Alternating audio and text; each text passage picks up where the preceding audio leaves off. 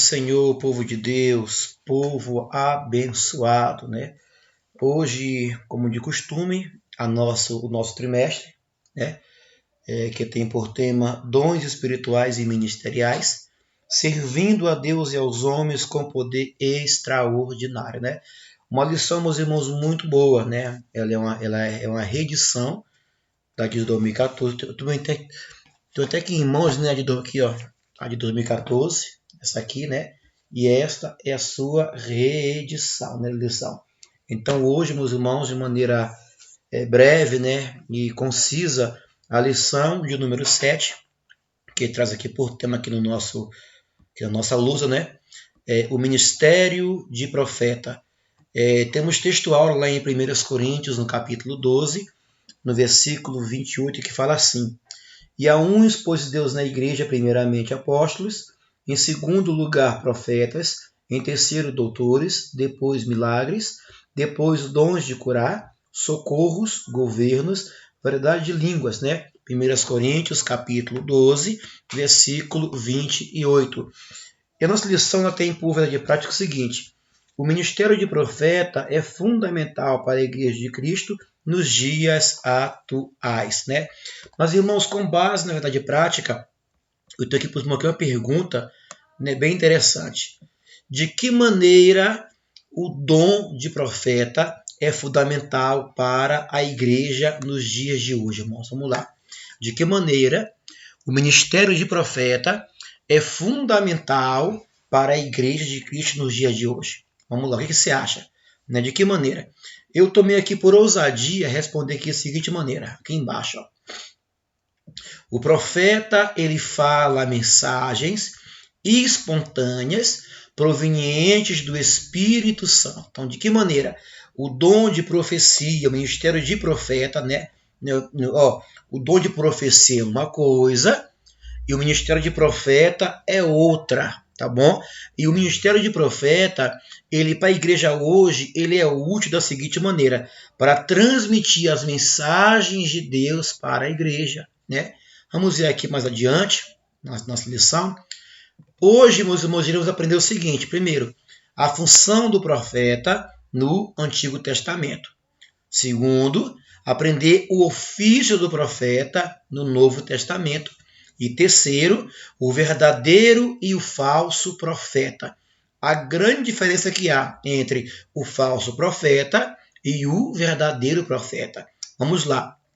Aqui na revista, né, no tópico 1, tem aqui por tema o profeta do Antigo Testamento, tá bom? Isso aqui, irmãos, é um resumão da revista, para você poder aplicar na classe ou aprender neste resumão coisas que vão te edificar bastante. Ó. Primeira coisa, no Antigo Testamento, o profeta, ele tinha o seguinte conceito, que é o profeta, era a pessoa incumbida, tá aqui, ó, a pessoa incumbida para falar em nome de Deus, um porta-voz, um embaixador, um representante dos interesses do reino de Deus aqui na terra. Então, irmãos, este era o conceito do profeta no Antigo Testamento. Ele era uma pessoa que tinha uma missão especial de falar em nome de Deus. Ele era um porta-voz, um representante, um embaixador dos interesses do reino de Deus aqui na terra. Este, irmãos, era o profeta do Antigo Testamento, da Antiga Aliança, né? Eu tenho até aqui, ó, quer ver aqui na revista, fala assim, ó, ao longo de toda a história veterotestamentária, o Senhor levantou homens e mulheres para profetizar em seu nome. Samuel, o último dos juízes e o primeiro dos profetas para a nação de Israel, Elias e Eliseu, a profetisa Uda e muitos outros, como os profetas literários, Isaías, Jeremias e Daniel. Eles tinham este ofício, né? Falar em nome de Deus. O profeta, ele ouve Deus falar com ele e manda para o povo o que Deus falou. O sacerdote, ele ouvia o povo e mandava para Deus o que o povo falou, né? O profeta, ele era o porta-voz de Deus para os homens. sacerdote, ele era a fala dos homens para Deus. Entendeu? Então, o profeta da antiga aliança, né, ele tinha também um ofício. E qual era o seu ofício? O seu ofício era, através da revelação desvendada, o oculto através da revelação, ele desvendava o oculto, anunciando juízos, emitia conselhos e advertências, também exercia um importante papel de conselheiro na história do reino de Israel. Está aí. O profeta, além de ser um porta-voz de Deus para os homens, ele também era, através da revelação, ele ia desvendar o oculto, anunciando para o povo os juízos de Deus, dar para o povo conselho, advertência, e também exercia o papel de conselheiro na história do reino de Israel. Mas após o reino dividir em dois, do sul e do norte, né, o profeta passou a ser perseguido. Por quê? Porque a sua profecia confrontava diretamente os erros do rei e sacerdotes. Irmãos, pensa, uma liderança real ou espiritual que é sacerdote, ele fazer coisas erradas, Deus usar o profeta para poder revelar os seus erros, irmãos. A consequência era os reis e sacerdotes levantar contra o profeta, irmãos. Então nunca foi fácil exercer a função de profeta. Nunca foi fácil. Quando o profeta genuíno, verdadeiro, é usado por Deus para poder mostrar o erro da liderança, irmãos, de maneira automática, a liderança vai levantar contra o profeta. Né? Então o profeta da antiga aliança, né, ele tinha este ofício.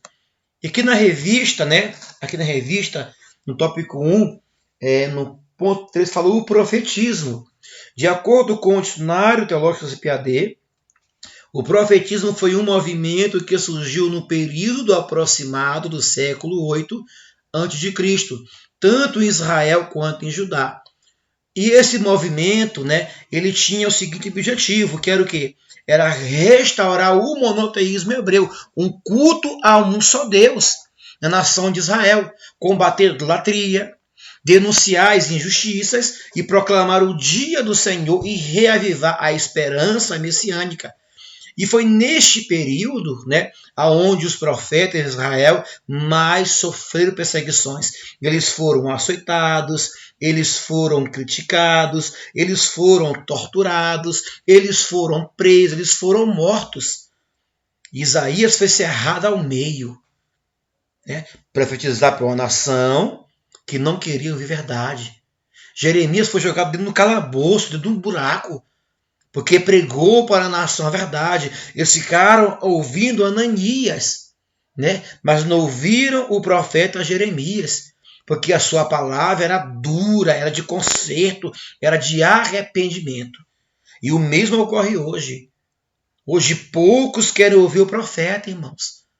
Quando a profecia, quando a palavra é dura, é de conserto, de correção, poucos querem ouvi-la, aceitar ela. Né? Então o profetismo veio esse movimento para Israel, né?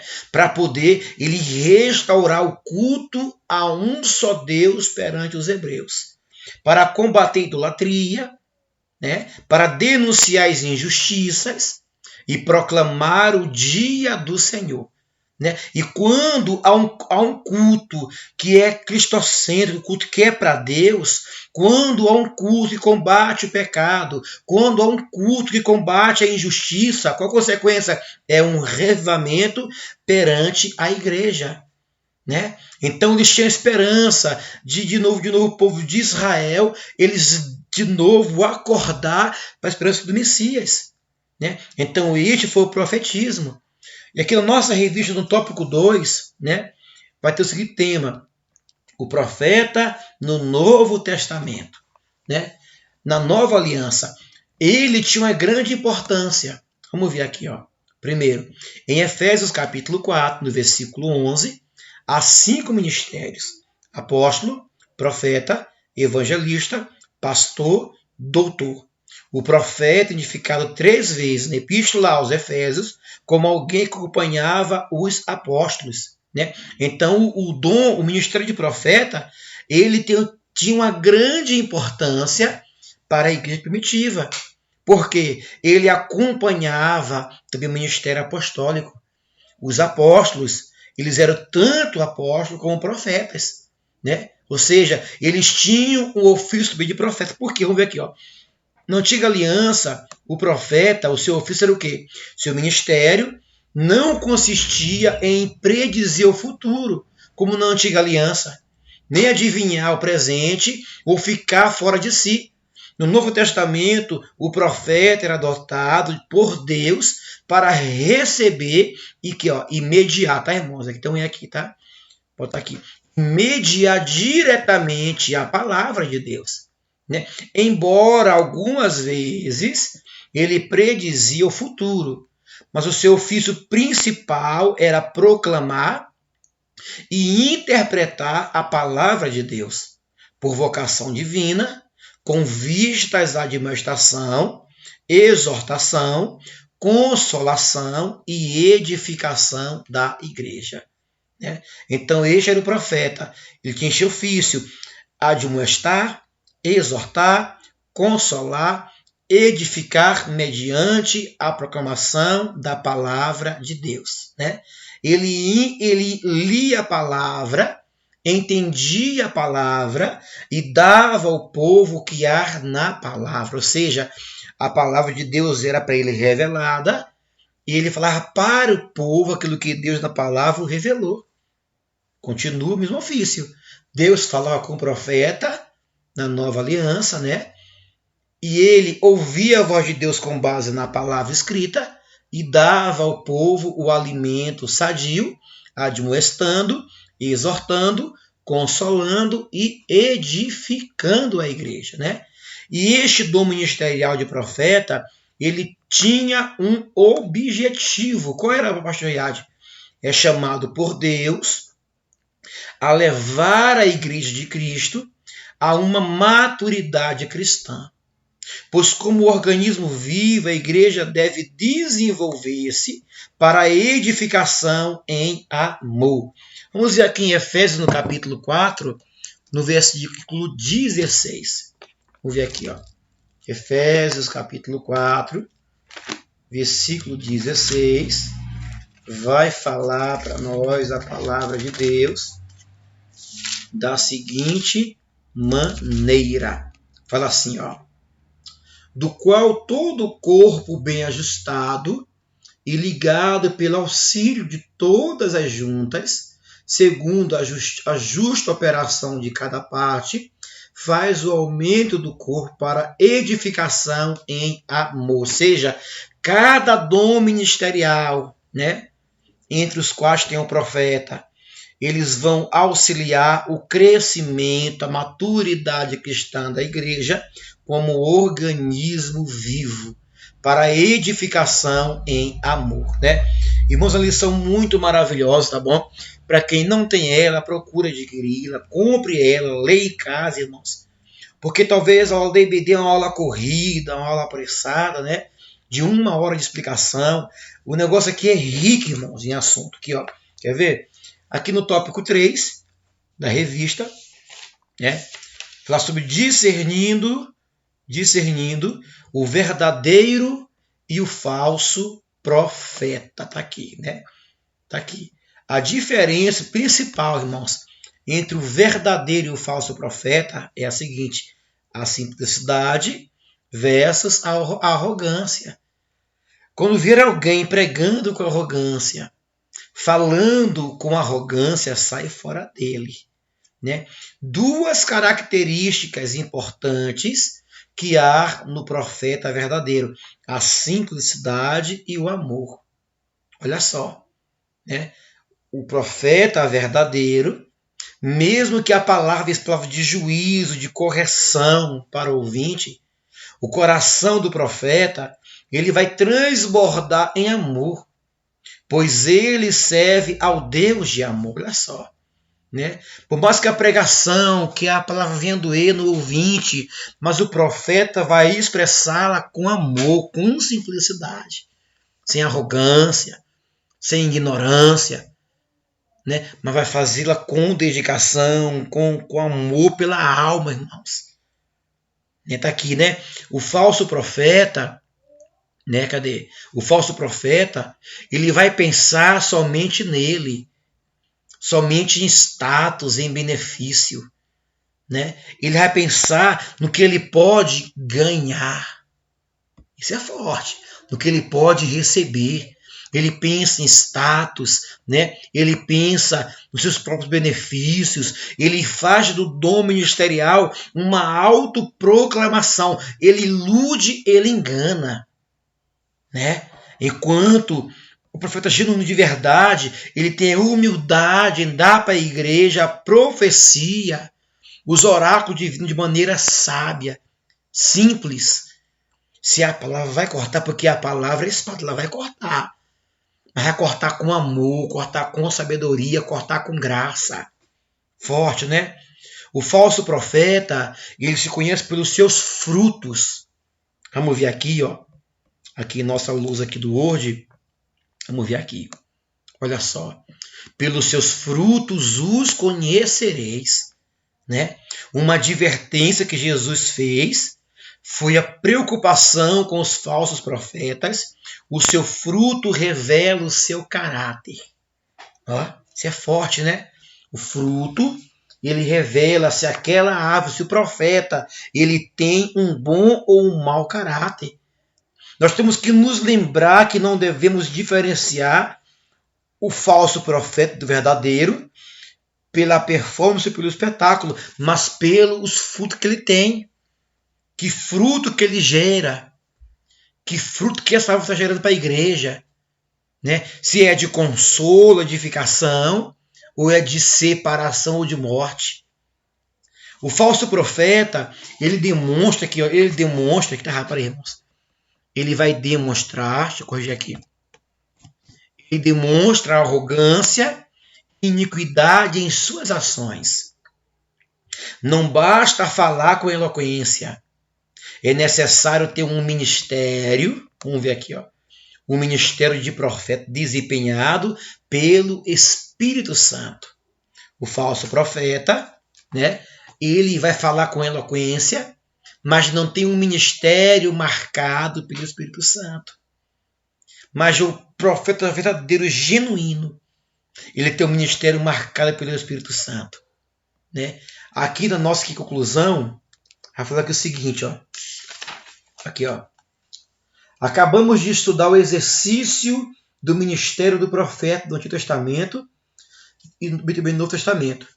Vimos que tal ministério, juntamente com os dos apóstolos, era um dos pilares na liderança da igreja do primeiro século. Efésios 2:20. Apesar de, ao longo da história da igreja, o ministério do profeta ter perdido preeminência, sabemos o quanto ele é importante para a vida espiritual da Igreja de Cristo. Irmão, é um ministério de grande importância, né? Cadê aqui? O profeta do Senhor, com autoridade e sabedoria divina, deve desmascarar as injustiças, o falso profetismo e primar pela edificação da igreja no Senhor Jesus. Que Deus levante os legítimos profetas. Oh, glória a Deus, né? Deus quer te usar de várias maneiras, meu irmão. Ele quer te usar de maneira que você nem imagina. Mas temos que despertar. Não nos levar por ventos doutrinários estranhos. Não se deixar ser enganado. Não se deixar ser enrolado. Mas viver uma vida com base na palavra de Deus, irmãos, tá bom? Deixe Deus te usar com sabedoria, com simplicidade, com poder e graça. Não deixe que a arrogância, não deixe que o orgulho entre em teu coração. Mas deixe Deus te levar, deixe Deus te dar os dons ministeriais. Ele quer te usar, né? Mas com sabedoria e com graça. E a próxima lição, a lição de número 8, né? será sobre o dom ministerial de evangelista. Uma lição muito boa. Leia a sua revista em casa. Não deixe para ler a escola dominical, mas leia também em casa, tá bom? Cada ponto, cada referência, tá bom? Para poder chegar na aula afiado, para poder aprender com o teu professor, para ensinar também os teus alunos, professor, com dedicação e com zelo, tá bom? Se é em ensinar, que haja dedicação, tá? Que Deus te abençoe, que Deus te guarde e até a nossa próxima aula. Fique na paz, que Deus te abençoe, em nome de Jesus.